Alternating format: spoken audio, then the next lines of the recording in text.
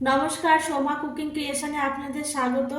আজকে আমি রান্না করব কাঁচা লঙ্কা দিয়ে অল্প মশলা দিয়ে ইলিশ মাছ, আলু বেগুন দিয়ে ইলিশ মাছের ঝোল। ভিডিওটা দেখবেন। আমি এখানে 4 পিস ইলিশ মাছ নিয়েছি। মাছটা লবণ হলুদ মাখিয়ে নেব।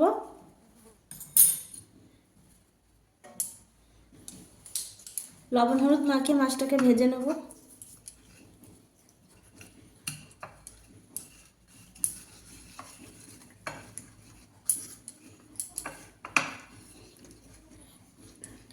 মাছটাকে লবণ হলুদ মাখিয়ে কিছুক্ষণ রেখে দেবো, তারপরে মাছটাকে ভাজবো, তাহলে লবণটা ঢুকে যাবে মাছের মধ্যে। কড়াইতে আমি সর্ষের তেল দিয়েছি। রান্নাটা সর্ষের তেলেই করব। ইলিশ মাছগুলো এবার ভেজে নেবো। তেলটা গরম হয়ে গেছে, মাছগুলো ভেজে নেবো।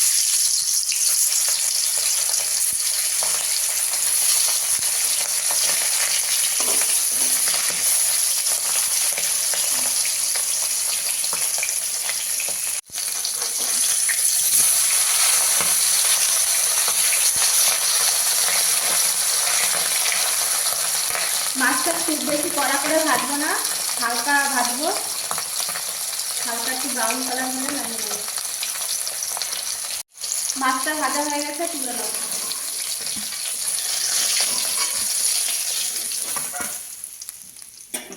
ভাজা তেলের মধ্যে একটু কালো জিরে ফোড়ন দেবো, একটা তেজপাতা দেবো, আর কেটে রাখা আলু আর বেগুনগুলো দিয়ে দেবো।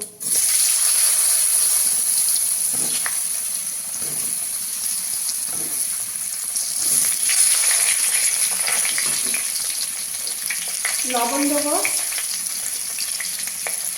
হলুদ গুঁড়ো দেবো,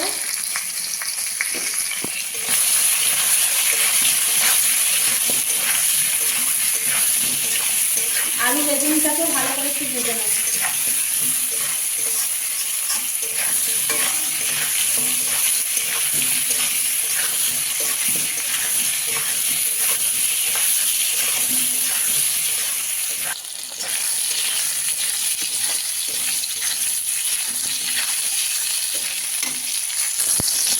আলু বেগুনটা ভাজা হয়ে গেছে লাল লাল করে, সুন্দর করে।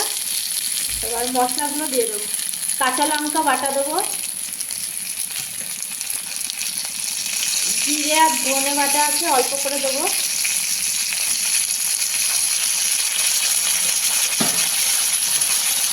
আদা বাটা দেবো। এই মশলাটা কষিয়ে নেবো আলু বেগুনের সাথে।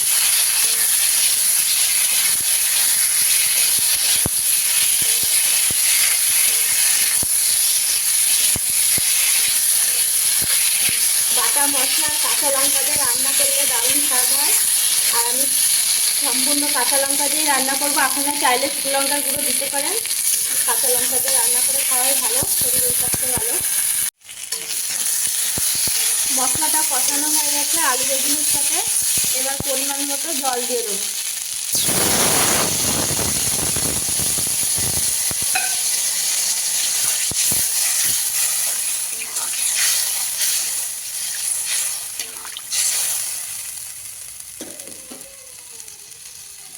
এবার ঢাকা দিয়ে দেবো। আলুটা নরম হওয়ার জন্য ঢাকা দিয়ে দিয়েছিলাম, ঢাকনাটা খুলে দেখব।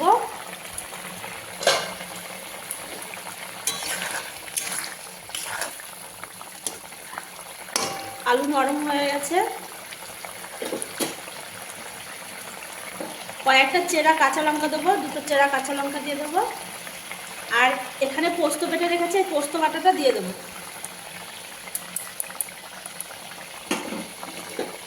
পোস্ত বাটাটা দিয়ে একটু নাড়াচাড়া করে নেব।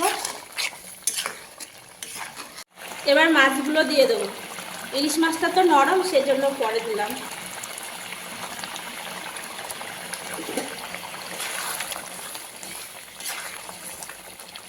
মাছটা দিয়ে আর একটু ফুটিয়ে নেব।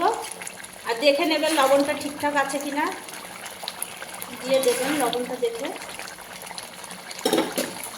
এরকম হালকা পাতলা আলু বেগুন দিয়ে ইলিশ মাছের ঝোলটা করলে পরে একটু পোস্ত বাটা দেবেন লাস্টে, খেতে দারুণ লাগবে।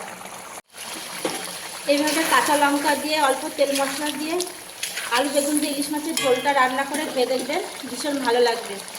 আমার মাছের ঝোলটা হয়ে গেছে, নামিয়ে নেব। হালকা পাতলা তেল মশলা কম দিয়ে ইলিশ মাছের ঝোল আলু বেগুন দিয়ে রান্নাটা আমার হয়ে গেছে, নামিয়ে নিয়েছি। আর বন্ধুরা এইভাবেই রান্না করে খেয়ে দেখবেন, আর রান্না করে খেয়ে আমাকে কমেন্ট করে জানাবেন যে কেমন হয়েছে। ভালো লাগলে পাশে থাকবেন।